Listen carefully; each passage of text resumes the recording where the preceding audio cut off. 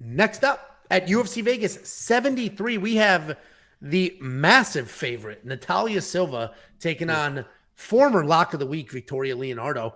Natalia Silva, 14-5 overall, 3-2 in her last five. She is coming off that decision win over Mandy Bohm, who just, I mean, how good did she look last week, huh? What a performance. She had a better performance than you in that documentary. She 100%. She 100%.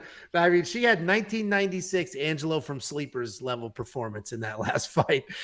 Anyway, she's taking on Natalia Silva is taking on Victoria Leonardo, who's 9-4 overall, 3-2 in her last five. She's coming off that decision win. Oh, Jesus Christ! I read these backwards. Victoria Leonardo just beat Mandy Bohm. Natalia Silva's 5-0 in her last five. She's riding a nice 8-fight win streak. Listen, Natalia Silva is a massive favorite. She opened as a massive favorite. And then people said, you know what? I know women's MMA is scary, and I still don't care. I'm going to lay even more money on her. And it drove that line all the way to minus 1,000. At this point, you should be doing nothing with her, no parlays. Like, there's no money to be spent on this fight. It's just too unaffordable. But the odds, while anytime odds, it's a fist fight. Any minus 1,000 is always sort of an extreme number, but Natalia Silva's stupid well-rounded. She's really fun to watch. She's like, will come in there. She will brawl with you while somehow keeping it technical. She has nice, solid takedowns with upper body, like locks and trips and stuff like that. When she hits the top, she has nice control. She's pretty good everywhere. You can take her down if you really want to, but she's going to scramble. She's going to work well, and she's going to make you pay on every single entry. She's taking on Victoria Leonardo. She's sort of a good everywhere, great nowhere kind of fighter. She does like to come forward as well. She's got lots of pressure. She wraps up body locks. She works you to the ground. Her BJJ is decent, but she'll just make up for those skill gaps with solid pressure. But I don't think that's going to be enough, right? If she's just going to come in here, diving at legs, doing anything possible to get Natalia to the ground and try to be a wet blanket, we've seen very good fighters lose like that before, but Natalia is just too active on her feet, too active on the ground. I could see maybe Victoria taking a round, but I think Natalia Silva wins this all day. And don't let the odds fool you. Minus 1,000 means she's basically a guarantee to win the fight, but not finish the fight. A lot of people are going to see those odds and then look at Natalia Silva wins inside the distance, get a discount on it, and think they're good. No, this doesn't mean Natalia Silva is going to win by stoppage. It just means she's going to win. What do you think?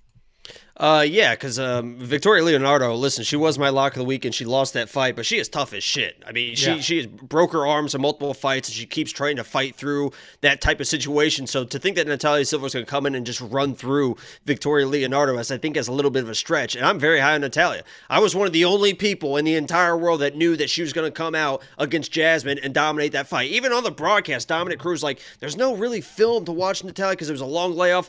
I was on the Instagram. I was doing the deep dives. I was like, holy shit, this girl's hands are fucking incredible. Her striking overall is absolutely incredible, and she is fast. And she's going to need that speed and that footwork in this fight because Victoria is going to be pressuring forward. At times, she's going to be zombieing forward, throwing wild strikes, but she will keep coming forward. And Natalia did a great job in that Jasmine fight of just keep on just kind of dancing around and footwork and in and out, footwork and footwork. And I think she can definitely do that again, but she's going to have to do that again. Otherwise, Victoria's going to have the pressure, going to be in her face, and maybe it'll get a takedown or two. But, I mean, this should be a Natalia Silva play all the way, but, I mean, this is like a minus 350 in my mind, minus 300, something like that. It's just, maybe I respect Victoria more than I should, but she's tough.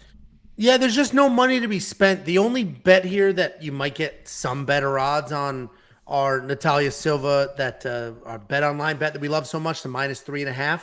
I'm sure that's juice too. What is that? Minus 500.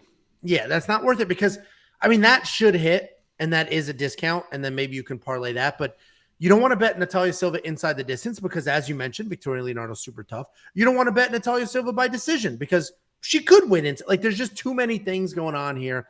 The odds are too ridiculous. Just, it is what it is. And it's not worth adding her to a parlay because you're going to add 10 cents to your winnings. So why introduce risk when you don't need to?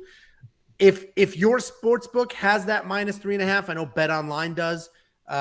If you're allowed to parlay that might be a parlay piece. What do you think about that? That should hit. Yeah, I mean, she's well, not going to give up 2 rounds. And it is Vegas. We're back to Vegas judges, thank God, after the last debacles the last few weeks. But I don't know. There's no reason to force bets. I mean, this is one of those cards too, guys, that I kind of wanted to say this before it got started. To me, it seems like there's so many fights on this card that the people are almost identical to each other. And then there's so many fights where there's completely contrasting of each other. And it makes picking the fights and betting fights really, really hard. Because if one person has their game plan go that way, they're definitely going to win. But if the other person has their game plan, they're definitely going to win. And the other ones are so closely matched that be careful on this card. No reason to force a bet on Natalia. I opened my quick picks by saying this is not a great card to bet. We've been killing it. You and I have been absolutely killing it. The love we've been getting is amazing. My request to everybody is, all the love you're sharing, all the comments saying thank you, we appreciate that very, very much. If we have a bad week, don't flip that switch, because I'm seeing comments from people, screen names I recognize. They're like, great job, guys. You made me a ton of money.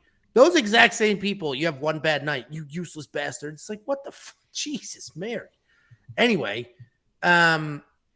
take all the winnings that you've had these last couple of weeks, put 75% of it aside. Just bet just a little bit this card. It is tricky. I do think I found some solid spots. You see my new Chase Hooper bet today? I like it. We'll talk about that when we get there. If you want to unlock all of my bets and Jacob's bets in the safety parlay, which is absolutely dominating, hitting at over 70% clip. That's a pretty surprising one for you. We'll talk about it. I'm not saying it's bad. I'm just saying it was surprising. Especially because it didn't pay out last time. All right. WeWantPicks.com. Click become a member. Tease. What a tease. Huh? There goes my nipples. Dun, dun, dun. There they go.